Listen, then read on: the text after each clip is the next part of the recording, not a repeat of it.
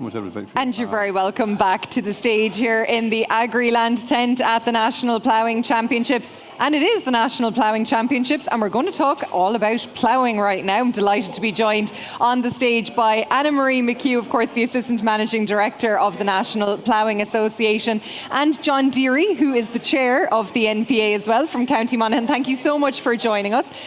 Anna Marie, I think if you look back 12 months ago, we could not have a different 3 days than we did 12 months ago. Did you leave the Child of Prague out on the site for 12 months? It is incredible, the conditions. I don't think one Child of Prague would have got it this weather. I think we had, there must have been out in every county in Ireland. Yeah. You know, it couldn't be more different. You're absolutely right. And I just find that our team around the site, they're just going around, you know, what are we missing? What are we meant to be doing? But it was so intense last year. Every minute of every hour was being used to just kind of troubleshoot and try and fix the damage that was being done constantly because the rain just kept coming. But it's done and dusted. We're over it, and look, this is fantastic. And look, I mean, it has been a tricky year for farmers, but I think the ploughing, it's on the social calendar, it's on the farmers' calendar every single year.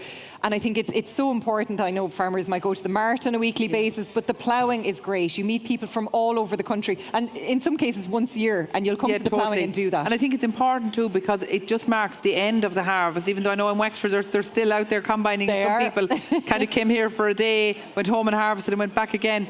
But no, it's really important, because as you know, farming is such you know, it's a very lonely career to a point. Yeah. And farmers might think, look, this year was bad for me and I'm the only one in that, you know, suffering that. Come along here, you hear the stories, you hear the seminars, the chats, and say, okay, it's not as bad as all that, and there's ways around this and ways I can fix things and get supports and whatever.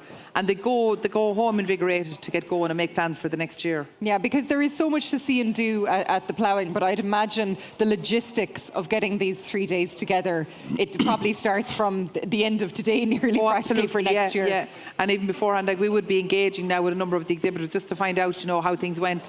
You know, what do they want to change? What did they like? We changed the design of the trade arena this year. We turned it completely around. Was that a good idea?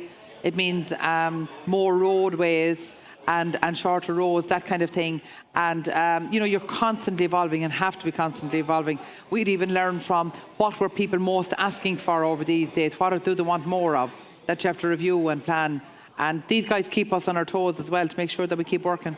Absolutely. John, a busy couple of days for the NPA. I suppose tell us about your role in these few days. You've been out looking at the ploughing, of course, where all the action has been happening, and we've been hearing about the shuttle buses that have been going, and I'm sure that lots of farmers have been going to take a look at some of these competitors, these wonderful competitors in action. Yeah, the shuttle buses started off with 2 shuttle buses. Now there's 7 going on 2 tractors and trailers throwing the people out to the... And normally the people wouldn't go out at all if it was beside them. So now it's the weather's good, you see, and they're getting out. Yes. And it's a big break for them now, and they're seeing their competitors and meeting people and friends that they meet probably every year. And I think every single year, and I'm sure you'll agree, Anna Marie, the horse ploughing, it just, I think, it strikes the imagination. There's something so majestic about it and powerful and skillful as well. And it is a lovely addition always to the ploughing. The greatest ploughman in the world competing. Yesterday, I was just saying yesterday, we had 8 world champions out there on the field yesterday. Incredible. Four of our own men ploughing, and 4 world champions walking around and spectating. And what are the conditions like out in the ploughing fields? What are ploughmen and women saying to you? Well, it's probably a little bit too dry now for them, but last year it was the water running after them. But look, it'll produce a champion. Someone will come out on top. Mm-hmm. Yeah. It'll suit someone. Someone will make that break. But I was talking yesterday to the World Board chairman, and he said that any world would be proud of the standard of ploughing that was done out there yesterday. Yeah, and we've had the European vintage as well. Can you tell us a bit about that, John? They were happy with the ground. They had no problem ploughing it. The Englishman won that overall, I think. Yeah. And we had 7 countries, wasn't it? 7 countries competed. Yeah, so that attracted another international element again this year. You mentioned the horsemen.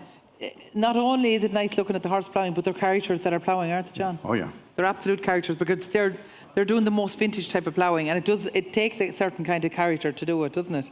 Yeah, and they are. they're getting scarcer and scarcer, the characters in the horses, you know. Yeah, and it's great to see the under-40s classes in the horses always, I think, and it's lovely to see young people coming up. I suppose if you go to the horse or the vintage, it'll be the oldest generation that's at the ploughing that will be at them classes. Yeah. Yeah. And Anna Marie, you're also, of course, the General Secretary of the World Ploughing Organisation.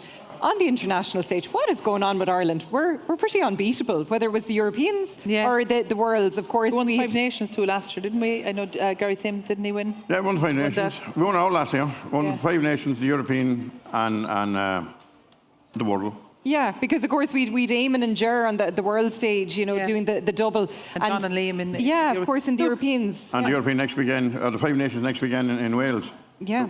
We'd be good contenders for that. It's about what's happening out in the fields today, isn't it, John? The standard, if you can win at national level in Ireland, you're more than halfway there. You're going to be definitely in the top 10 of the world, unless something goes badly wrong. Isn't that correct? Even top 5, you could say. To be fair to everyone, there's probably 6 or 7 in the reversible class and the testament, the conventional, that could just walk straight in and win the world. Yeah. They're on that scale. And I was talking to Eamon and Ger after they won the Worlds, and both of them said that as well. They said, it's grand being on the international stage, but coming home, that's going to be much challenging. That's they would much say tougher. that, yeah. And they don't say it in an arrogant way. No. They just say, I suppose they have that advantage. It's like when you see the Olympians and they go internationally to train, and maybe you could see 2 Olympians training together because they have to get to that standard. We're really fortunate. When our guys start, there'll be some matches now, John. I know there's a Laois match in 2 weeks' time. And from here to Christmas, there'll be at least, I know East Cork will have most of their matches. They're qualifying for next year's All-Ireland. And then January to March, there'll be a lot of matches again.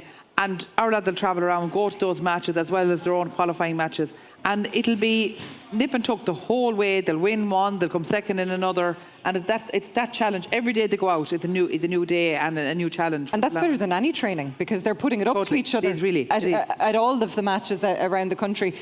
You mentioned next year. I'm going to have to ask. Yeah. Where are we all going next year, Anna Marie? Where are we going? It's going to be a busy couple of weeks. We're working on a couple of options. Everyone thinks it's decided. I'd love to say it's done and dusted. Well, we'd love to have the exclusive here if you want to share it with us. I would love to be. Look, to be honest with you, the reality is the summer just got ahead of us in relation to tying down a venue because it was just a few factors that we had to take into consideration, and we're just not there yet. But we're working through it. We do have a couple of really good venues. We'll be there for Christmas. We'll have announced for Christmas. We definitely will. Yeah, and can you narrow down what options we're looking at the moment? We're 3 options, and that's with three different counties that we're looking at the minute, and really good sites. What are the counties? Can you say?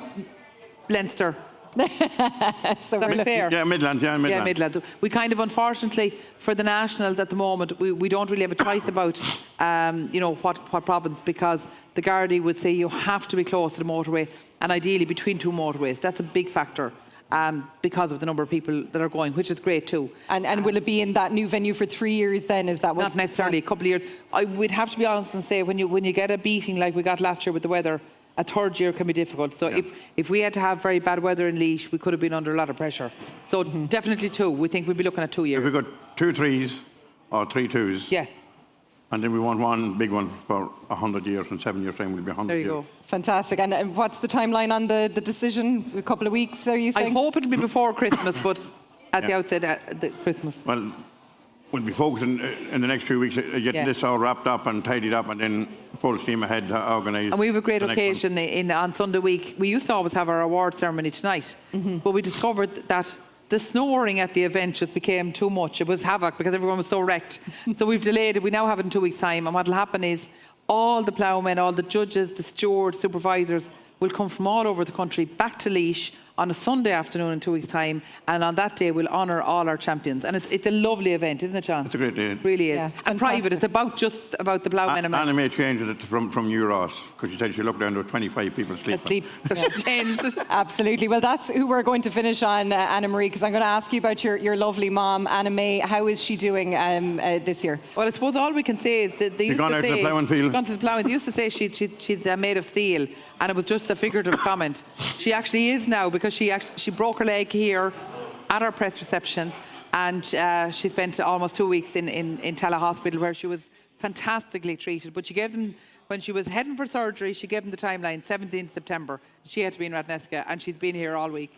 She made it tougher stuff, I tell Absolutely. you, than all of us combined. And you'll pass on our warm regards to Anna May, and thank you so much for joining us here on the Agriland stage. And we look forward to your support with the live feed. really, honestly, the number of people that we read from next week when we get a chance that for whatever reason couldn't get here, they just really feel the live feed gives them a great feel for the ploughing. Yeah, and talk about Anna May. If it wasn't for Anna May, this wouldn't be happening. But none of us here. Absolutely. She's the woman that built this, and it's our legacy, isn't it? Totally. Here, here. And it's Absolutely. our job to keep it going now, and when she's not fit for us. And we had a first as well this year. The first time a national chairman was in behind the counter in there answering the questions. So we're keeping him going too. I pointed them all to the one yet. Well, Anna Marie McHugh, thank you so much for joining us. Of course, Anna Marie is the Assistant Managing Director of the National Ploughing Association, and John Deery from County Monaghan, the Chair of the NPA as well. Now we are going to head back out onto the field to see what's been going on, and make sure to tune into Agriland later on for all of the results from the ploughing field. I better say that as well, very important as well. But back now out to our reporters on the field.